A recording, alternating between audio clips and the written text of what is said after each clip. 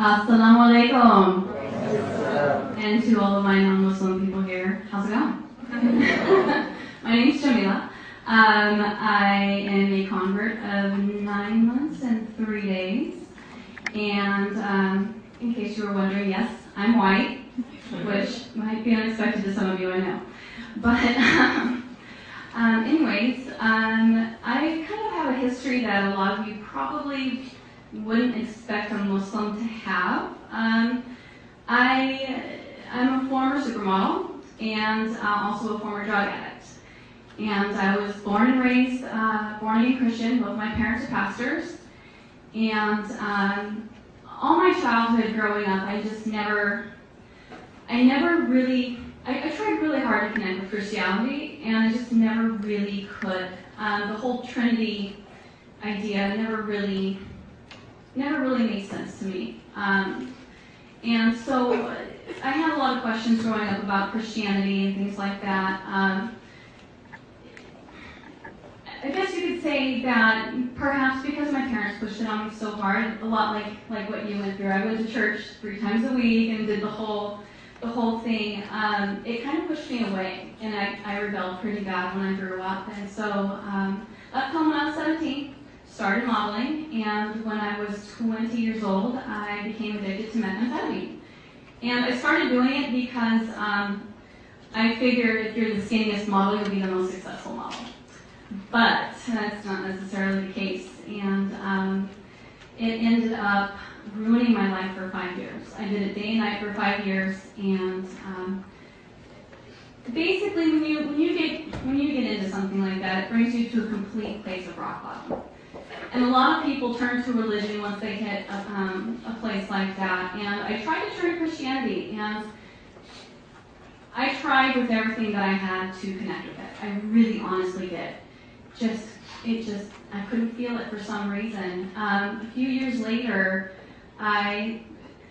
we all know what happened with 9/11. So, I don't know if you guys are aware of this or not, but after 9/11, there was a major increase in people converting to Islam because people became curious about it because of the hatred that was going on, and it drew people's curiosity to find out, well, why are people hating Muslims so much?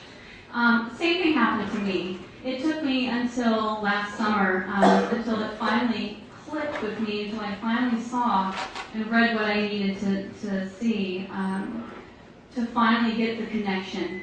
And the connection with it was, Islam is not what people think it is. A lot of people think that it bases itself on oppression, it bases itself on anger towards other people, other religions, things like that. That couldn't be further from the truth. Women are not oppressed in Islam. In case any of you don't know this, we are far from oppressed. We are extremely independent, educated. It is part of our religion for our husbands to take good care of us, to treat us well. And there are a lot of extremists out there. There are extremists in every religion. For some reason, people like to focus on Islamic extremists, but that's the way some people are. So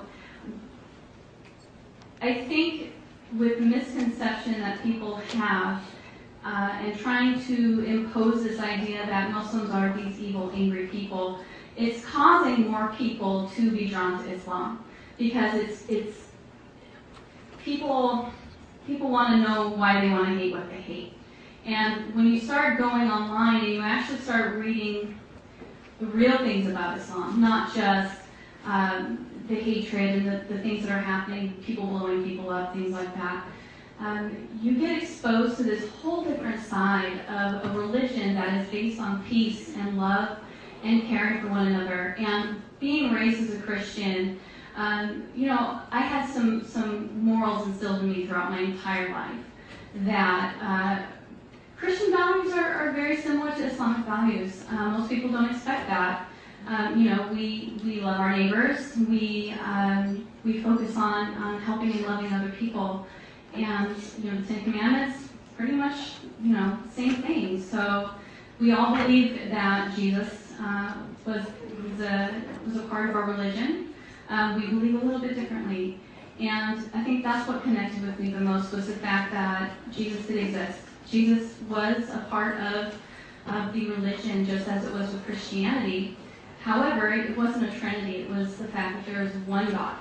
There's one God. There is no other God, no other entity that stands alongside with him. It is him by himself. And once I got that, there was no question in my mind that Islam was the truth. Now that I've converted and become a Muslim, my life has completely changed. I was one of those kind of people where I had the lifestyle that anybody in California, wherever in the world, might want to have. I had tons of notoriety. I was famous. I could go anywhere I wanted to go, do anything I wanted to do. I did things that people here couldn't even dream of doing. And, it never fulfilled me.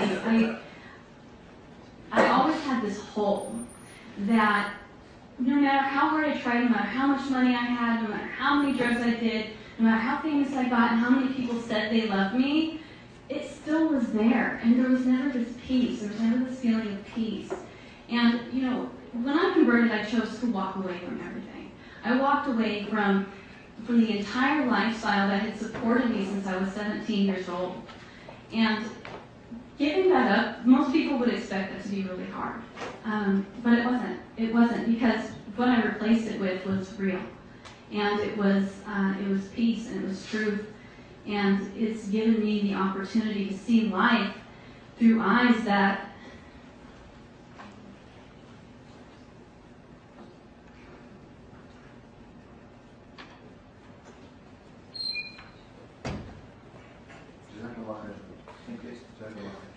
Islam has given me everything I ever wanted in my heart.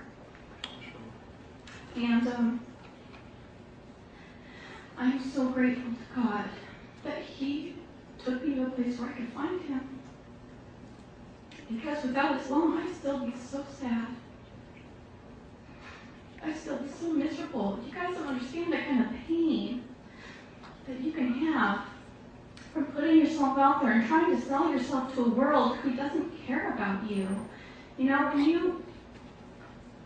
When you search for something, when you search for love, and you do everything you can to get the world to love you by putting yourself out there and selling your face, selling your personality, and selling everything about yourself, and people reject that, it makes you question yourself. It makes you question your life and why you're here. And if I hadn't been brought to that place, if I hadn't questioned my life like that and been so unhappy, I don't even know what to say, you guys. I really don't. I totally came in here unprepared and just figured I would speak from the heart. And so this is what you're getting. And I know it's a little off topic and kind of all over the place, but I can't stress to you enough how real Allah subhanahu wa ta'ala is. And the change that He's done for me in my life and my heart. So, thank you. Alright, I guess it's my turn again. I kind of went over this already with you guys a little bit, but to be more specific, what sparked my interest to Islam is my dad, as you all know, is a Christian pastor. He's also a biker. He rides in a Christian bike gang. I know, kind of strange, right? But they do like rallies against Muslims, like the Yorba Linda thing. My dad was there. And his hatred towards Islam is really what sparked my interest.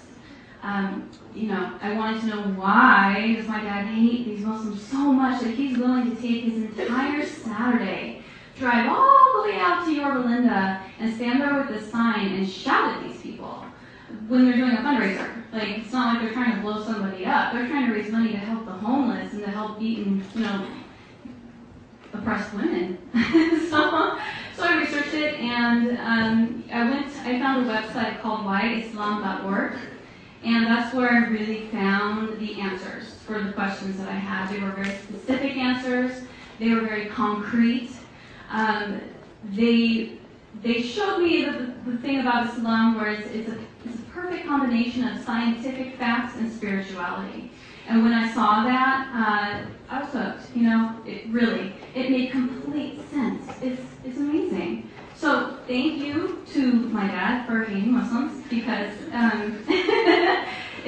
him and everyone else who hates us, then I probably wouldn't have started looking into it. So,